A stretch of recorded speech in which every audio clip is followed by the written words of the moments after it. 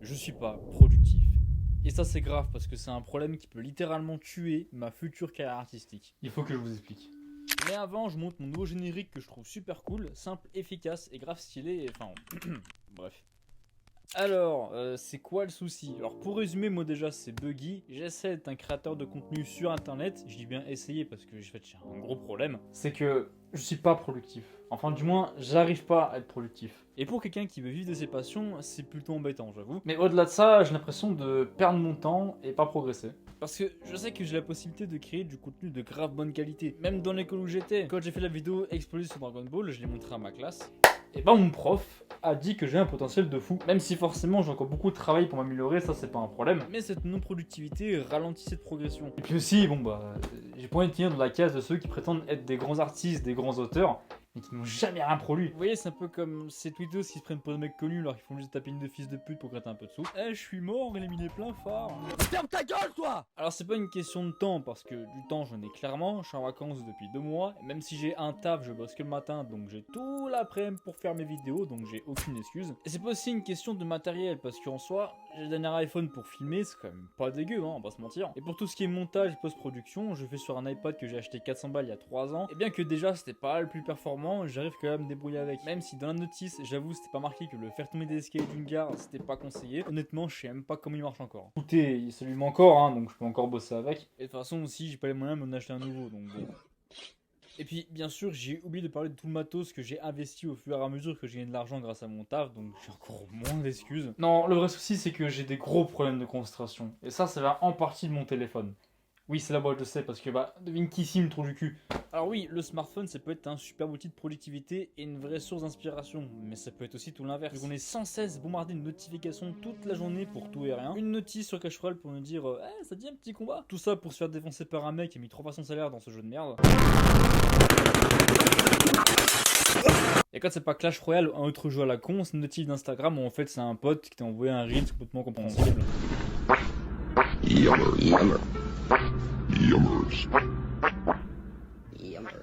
Ouais, non, là c'est grave. Et je parle même pas de tous ces contenus complètement inutiles et sans valeur ajoutée. En gros, c'est une autre phrase pour dire que c'est complètement de la merde. Voilà. Même quand je parle mon téléphone, je suis une personne qui se fait distraire beaucoup trop facilement. Alors, je peux me prendre de fascination pour tout et rien, et je peux passer des minutes entières perdu dans mon subconscient avant de reprendre mes esprits. Vous voyez dans Malcolm, l'épisode où Francis doit préparer un examen et il fait nimp, bah c'est moi. Et toutes ces distractions, ces petits plaisirs artificiels me retirent toute motivation, et ça mène à un second problème, la procrastination. Le fait de tout le temps repousser à plus tard ce qu'on peut faire maintenant par manque de motivation, et c'est super toxique parce qu'on finit par rentrer dans un cercle vicieux, tu te laisses distraire toute la journée par le divertissement parasite, donc tu perds toute motivation à avancer et tu finis par tout repousser. Et au final, les objectifs que tu t'étais fixés deviennent inatteignables parce que tu ne fais rien pour les réaliser, là où d'autres personnes au projet similaire parviennent à faire la différence face à toi. Et pendant ce temps, toi tu te morfonds à cause de tout ce temps que tu as perdu, tout en fantasmant sur la personne que tu penses devenir.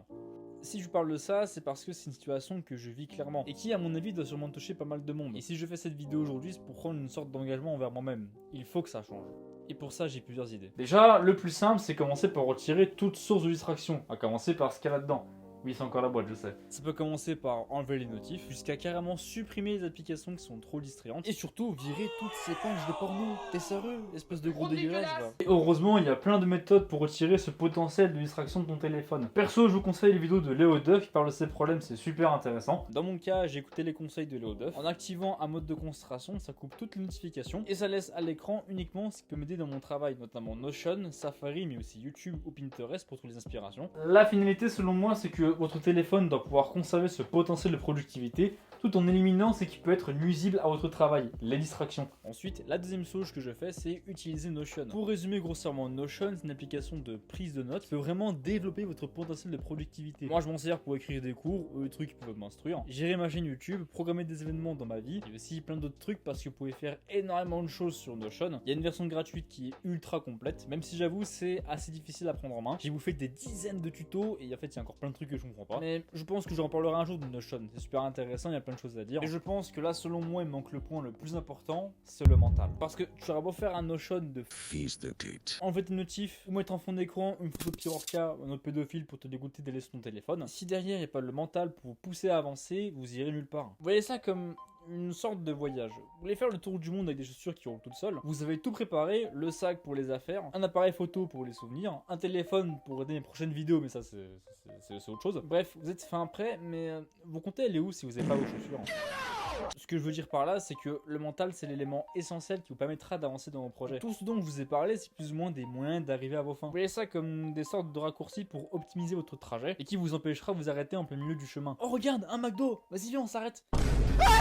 Alors bien sûr, on parle de motivation pour vous pousser à agir, mais en soi, c'est quelque chose qui peut être assez éphémère. C'est pour ça qu'il faut construire une discipline, une règle de conduite qu'il faut respecter. Comme le dernier album de Petit Biscuit, ça s'appelle Discipline, c'est écrit juste là, voilà. On parle surtout de ça dans le sport, mais je pense que ça peut être valable partout. Il y a plein d'outils dans votre téléphone qui peuvent vous aider à construire et tenir cette discipline. Moi je sais que j'ai besoin d'un truc purement physique, c'est pour ça que j'ai acheté une sorte de tableau, où en fait tous les soirs j'écris une série d'objectifs pour donner une ligne directrice à ma journée du lendemain. Pour le voyage en fait c'est comme si vous avez une destination et sur le trajet vous choisissez plein d'étapes qui, une fois atteintes, vous rapprochera de cette destination finale. Allez Mané, qui va essayer de trouver une solution finale. Ouais bon bref, voilà. Non du coup je disais, si aujourd'hui je fais cette vidéo, c'est avant tout pour moi. Parce que j'ai la chance d'avoir plusieurs passions, je peux en faire mon métier. Dans le dessin, la photo, la vidéo. Et en vrai depuis que j'ai commencé YouTube, il y a presque 3 ans, j'ai fait une évolution de fou. Et en même temps je me dis, si j'avais mis plus du mien, j'aurais pu aller bien plus loin. Peut-être que je suis un peu dur envers moi-même après tout ce que j'ai vécu. Mais en même temps ça peut aussi être un facteur de motivation. La recherche constante du surpassement de soi. Sortir de sa zone de confort, c'est un truc que j'ai beaucoup fait depuis un an. Mais c'est pas suffisant, j'aurais pu faire mieux je pense. Et c'est pas une raison pour me morfondre ou pour chouiner, bien au contraire. Aujourd'hui je me dis, je suis qu'au début de ma carrière, il y a encore plein de choses sur plein de domaines que j'ignore. Et justement, aujourd'hui, c'est à moi d'aller chercher ces trucs, explorer, être curieux, pratiquer. Et c'est des choses qui seront que bénéfiques pour me permettre du coup d'évoluer, de progresser. Et puis, d'un autre côté, si avec cette vidéo j'ai pu en aider certains, bah, c'est bien, hein, j'en sais rien, mais ça peut être pas mal. Après, pour vous, j'ai pas la solution miracle, déjà que même moi, je suis pas sûr que ma solution elle marche. C'est à vous de vous remettre en question parce que personne vous connaît mieux que vous.